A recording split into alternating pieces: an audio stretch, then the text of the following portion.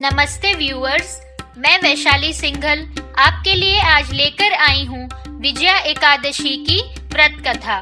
यह एकादशी फाल्गुन कृष्ण पक्ष में पड़ती है। आइए इसकी कथा सुनते हैं।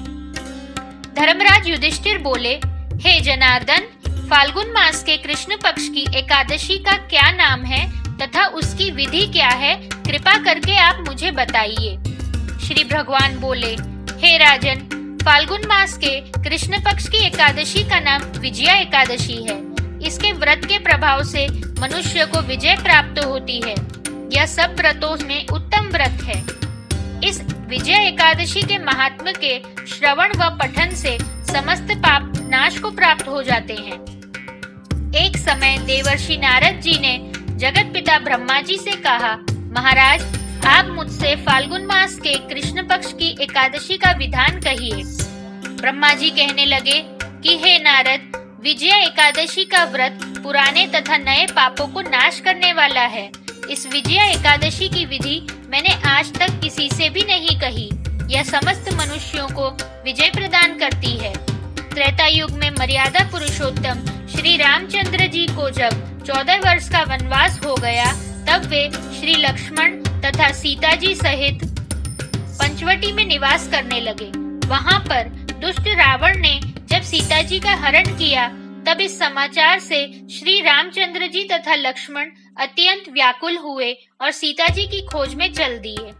घूमते घूमते जब वे मरणासन जटायु के पास पहुँचे, तो जटायु उन्हें सीता जी का वृतांत सुनाकर स्वर्गलोक चला गया। कुछ आगे जाकर उनकी सुग्रीव से मित्रता हुई और बाली का वध किया।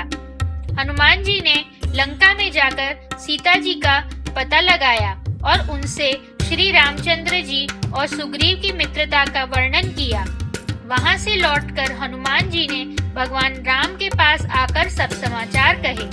श्री रामचंद्र जी ने वानर सेना सहित सुग्रीव की संपत्ति से लंका को प्रस्थान किया।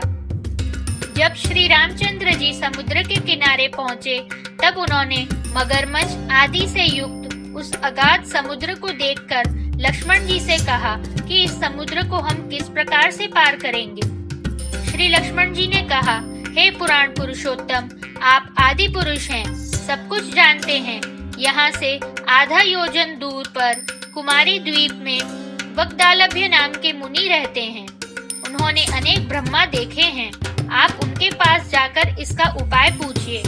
लक्ष्मण जी के इस प्रकार के वचन सुनकर श्री रामचंद्र जी वक्दालभ्य ऋषि के पास गए और उनको प्रणाम करके बैठ गए। मुनि ने भी उनको मनुष्य रूप धारण किए हुए पुराण पुरुषोत्तम समझकर उनसे पूछा कि हे राम, आपका आना कैसे हुआ। रामचंद्र जी कहने लगे कि हे ऋषि, मैं अपनी सेना सहित यहाँ आया हूँ और राक्षसों को जीतने के लिए लंका जा रहा हूँ। आप कृपा करके समुद्र पार करने का कोई उपाय बतलाइए। मैं इसी कारण आपके पास आया हूँ।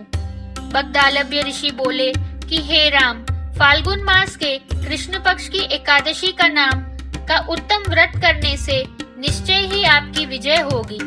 साथ ही आप समुद्र भी अवश्य पार कर लेंगे। इस व्रत की विधि यह है कि दशमी के दिन स्वर्ण, चांदी, तांबा या मिट्टी का एक घड़ा बनाएं। उस घड़े को जल से भरकर तथा 5 पल्लव रख वेदिका पर स्थापित करें। उस घड़े के नीचे सतंजा और ऊपर जौ रखें। उस पर श्री नारायण भगवान की स्वर्ण की मूर्ति स्थापित करें। एकादशी के दिन स्नान आदि से निवृत्त होकर धूप, दीप, नैवेद्य, नारियल आदि से भगवान की पूजा करें। तत्पश्चात घड़े के सामने बैठकर दिन व्यतीत करें और रात्रि को भी उसी प्रकार बैठे रहकर जागरण करें। द्वादशी के दिन नित्य नियम से निवृत्त होकर उस घड़े को ब्राह्मण को दे दें। हे राम, यदि तुम भी इस व्रत को सेनापतियों सहित करोगे तो तुम्हारी विजय अवश्य होगी। श्री रामचंद्र जी ने ऋषि के कथनानुसार इस व्रत को किया और इसके प्रभाव से दैत्यों पर विजय पाई। अतः हे राजन, जो कोई मनुष्य विधि पूर्वक इस व्रत को करेगा, दोनों लोकों में उसकी अवश्य विजय होगी। श्री ब्रह्मा जी ने नारद जी से कहा था कि हे पुत्र, जो कोई इस व्रत के महात्म्य को पढ़ता या सुनता है उसको वाजपेयी यज्ञ का फल प्राप्त होता है। हरे कृष्णा। उम्मीद करती हूँ कि आपको यह कथा अच्छी लगी होगी। यदि आप एकादशी माता की आरती सुनना चाहें तो आपको स्क्रीन पर एक लिंक दिखाई देगा, या आप डिस्क्रिप्शन बॉक्स में जाकर भी इस लिंक पर प्रेस करेंगे तो आपको एकादशी माता की आरती भी सुनने मिल जाएगी।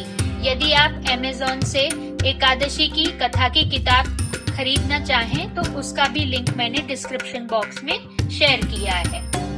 नमस्ते। For more beautiful videos and fantastic Amazon deals, happy घर को आप वेरियस सोशल मीडिया हैंडल्स पे कनेक्ट कर सकते हैं। हम लोग फेसबुक, टेलीग्राम, इंस्टाग्राम और ट्विटर पे भी मौजूद हैं। टेलीग्राम के ग्रुप में आपको Amazon के फैंटास्टिक डील्स जो 50% एंड अबव के डील्स हैं वो आपको मिलेंगे। हमको वेरियस हैंडल्स पे फॉलो कीजिए। Thank you.